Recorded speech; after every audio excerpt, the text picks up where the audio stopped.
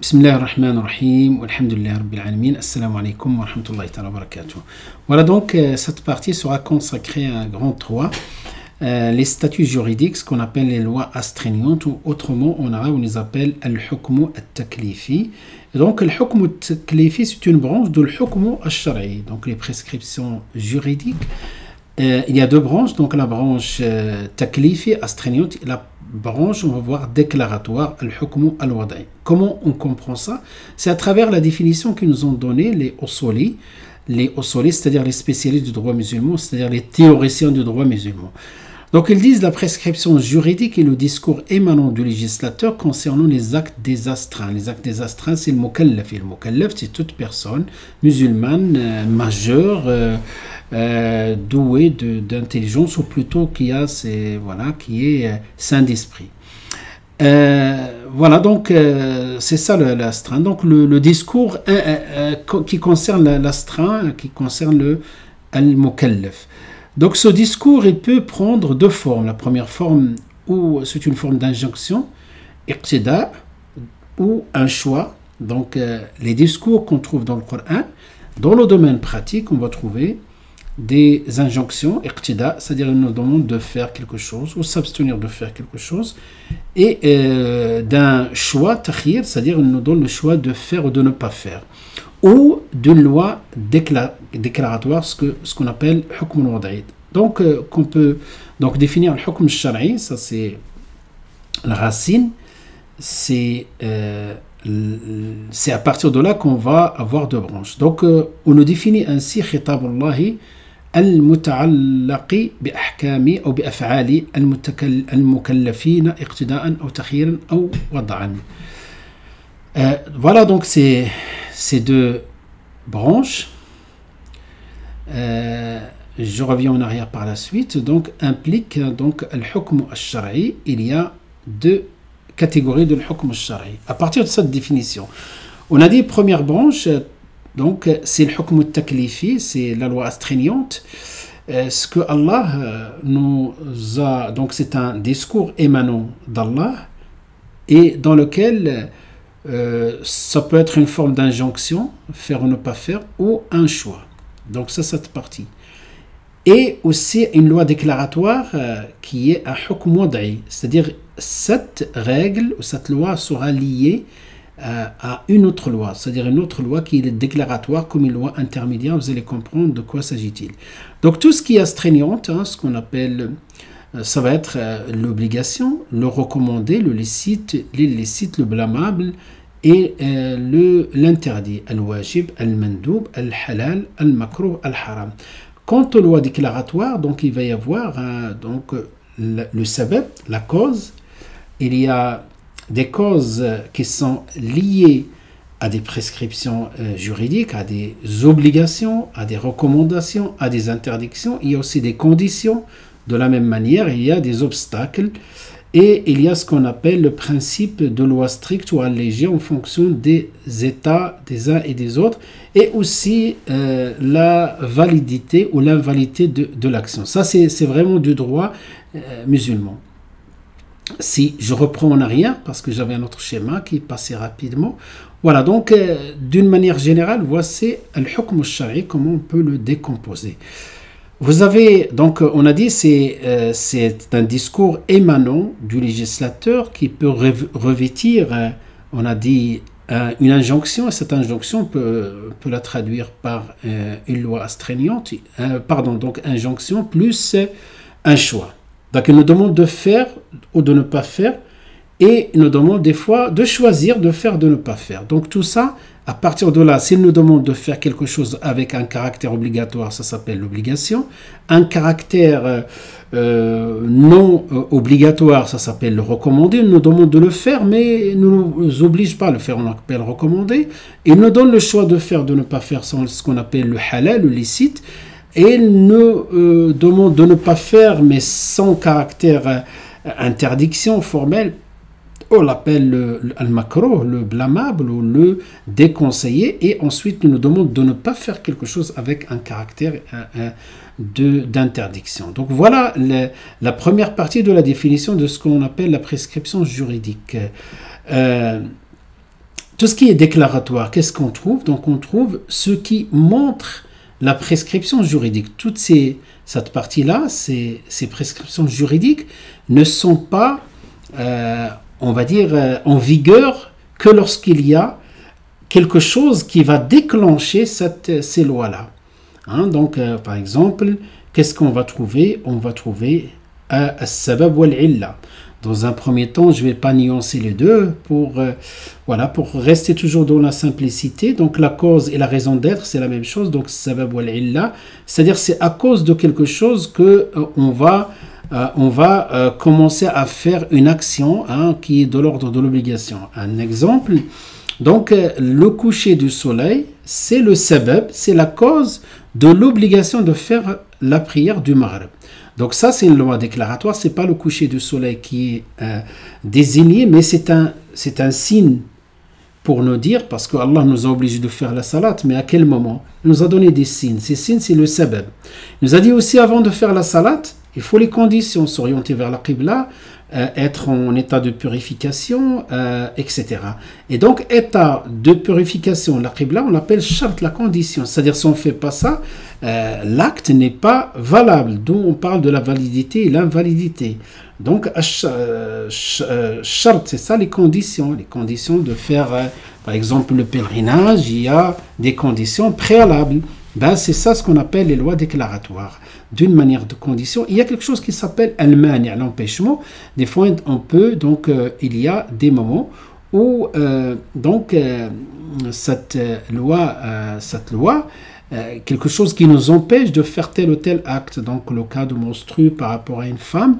Donc, ce moment-là, il ne fait pas la salat, il ne fait pas le jeûne, etc. Donc, d'une manière générale, quand on fait une action, par exemple, obligatoire, on a fait la prière de Al-Maghrib lorsqu'il y avait le coucher du soleil, il y avait la cause. On a rempli les conditions, la purification, l'orientation, le temps légal de la salat. Donc on pose la question maintenant, est-ce que cette action est valide ou pas? C'est là le principe de validité ou invalidité. Comment on vérifie la validité ou l'invalidité? On va prendre le sabab plus le shart. Aucun mani', aucun empêchement, cela est égal à l'acte qui est valide. C'est un peu, donc c'est le droit, c'est quelque chose de, on va dire, c'est quelque chose de rationnel qu'on peut comprendre par la raison. C'est même, on va dire, quelque chose de logique, de un peu mathématique. Voilà, donc qu'est-ce qu'un acte valide ou pas valide? Si je dis un faqih, donc le faqih, on a dit, c'est l'auteur, c'est lui qui va nous donner la prescription juridique, valide ou pas valide. Si je lui dis, j'ai fait ma salat sans les ablutions, il va me dire, non, ta salat est invalide. Pourquoi? Il manque une condition. Si je lui dis, j'ai fait ma salat à l'heure et j'ai réuni toutes les conditions, là, il va me dire, ta salat est valide. Voilà, grosso modo. Donc, c'est là pour reprendre, voilà, l'ahkam shari'a. Après, il reste, nuancé un peu par rapport au statut juridique, les 5 qu'on a cités ici, c'est là, ou bien ici, c'est statut juridique, donc c'est cette loi, ce qu'on appelle ahkam taklifi, l'ahkam shari'i, composé de volets, le hukm taklifi, le hukm wada'i, et les hukm taklifi, vous avez les obligations, al-wajib, on appelle en arabe, comme l'obligation de faire la salat à l'heure, le recommandé, quelque chose même double, le licite, le halal, le répréhensible, l'illicite. Donc, qu'est-ce qu'on a comme exemple de l'wajib? L'obligation, par exemple, de faire la prière, mais si on sort du domaine culturel, on rentre dans le domaine social, l'obligation de tenir et respecter son engagement, d'honorer son engagement, l'obligation aussi de bien traiter ses parents, etc. Le recommandé, on peut trouver des recommandations si je donne un exemple du domaine culturel, par exemple, jeûner le lundi et le jeudi. Dans le domaine toujours culturel, des prières, c'est rérogatoire en plus des prières obligatoires. Dans le domaine social aussi, c'est aussi donner des bons conseils, aussi donner à manger. Donc avec l'acte là, ce qui est obligatoire, c'est par rapport à à mes enfants, ma famille, mes parents. Donc là, j'ai l'obligation de les prendre en charge par rapport à leur éducation. Mais quelqu'un d'autre, c'est une recommandation, s'il est dans le besoin, de l'aider. Les actes, donc tout ce qui est licite, tous les actes, tout le reste, hein, ce qu'on pratique dans la vie, les actes habituels, ce qu'on appelle voilà, manger, boire, etc. Le répréhensible, souvent quand je pose la question aux étudiants, donnez-moi un exemple. Voilà, souvent, alors que c'est quelque chose d'évident, hein, donc évident, c'est là où il y a excès. Le répréhensible, ce n'est pas le haram, mais quelque chose entre le licite et l'illicite. Le répréhensible, le makruh, le blâmable, c'est là où il y a excès. Excès dans la nourriture, excès dans la consommation, excès dans la parole, excès dans tout ça. Donc, à chaque fois qu'il y a excès, sachez que toujours lié au statut de répréhensible.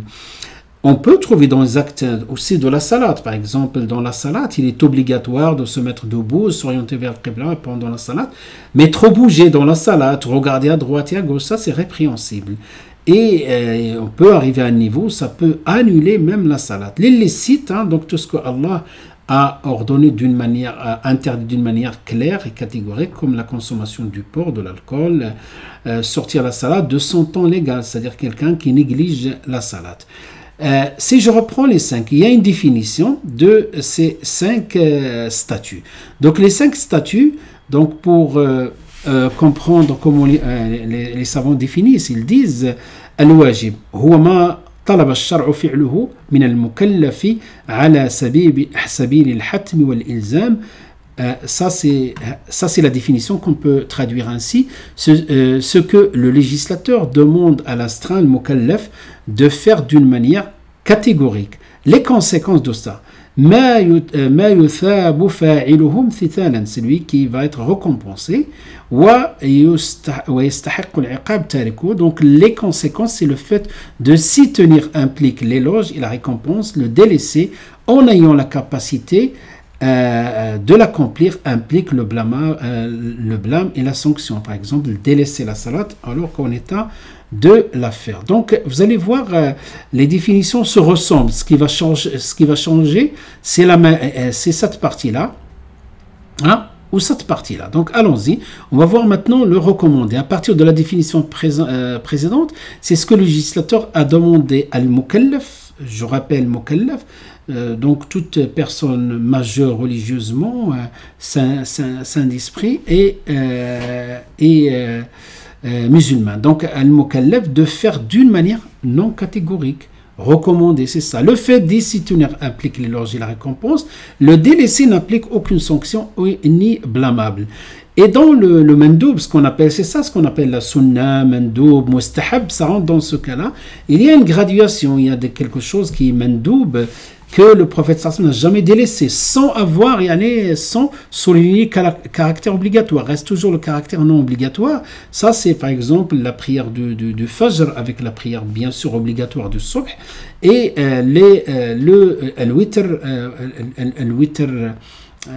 ce qu'on appelle Shaf' al-Witr. Al-Haram, c'est dont le législateur demande à l'astreint de s'abstenir d'une manière catégorique, s'en tenir avec l'intention de se conformer à l'injonction implique l'éloge et la récompense. Le commettre sans raison implique le blâmable. Al-Haram, ma yatlabu ash-shari'u tarku ala wajhi al-hatmi wal-luzum wa huwa ma yuthibu ash-shari'u fa'ilahu ala tarki wa yu'aqibu ala fi'li. De la même manière, on peut comprendre le blâmable, c'est la même condition, c'est la même définition, sauf d'une manière non catégorique. C'est la même condition ou plutôt la même définition que le haram. Donc, avec bien sûr, ne pas le faire n'implique pas de blâme. Al-mubah, c'est la plupart des Allah subhanahu wa ta'ala. Donc, la norme, c'est qu'Allah nous a autorisé tout ce qu'il n'a pas interdit, tout ce qu'il ne nous a pas obligé de faire. Donc, tout le reste, c'est-à-dire ce qui va occuper la grande majorité de nos actes dans la vie, c'est ce qu'on mubah, ce qu'on appelle aussi le halal. Al-mubah, ce que le législateur donne à choisir à l'astreint, al-mukallaf, de faire ou de ne pas faire. Le faire n'implique pas de récompense, ne pas le faire n'implique pas de sanction, bien sûr, mais à quelques détails près, peut faire quelque chose mubah avec une intention, et là, ça peut être récompensé, comme quelqu'un qui va dire, je vais dormir un peu plus tôt, voilà, je vais dormir un peu plus tôt pour me réveiller au fajr, faire ma salat, aller au travail sans fatigue. Voilà donc ce qu'on peut dire par rapport à cette partie-là. Et Inch'Allah, la prochaine fois, on va parler de majalatu tatbiq al-fiqh, c'est-à-dire le domaine d'application du fiqh. Donc, qu'est-ce qu'il concerne comme domaine? Wa sallallahu wa sallam wa barak ala sayyidina Muhammad wa ala alihi wa sahbihi ajma'in walhamdulillahi rabbil alamin.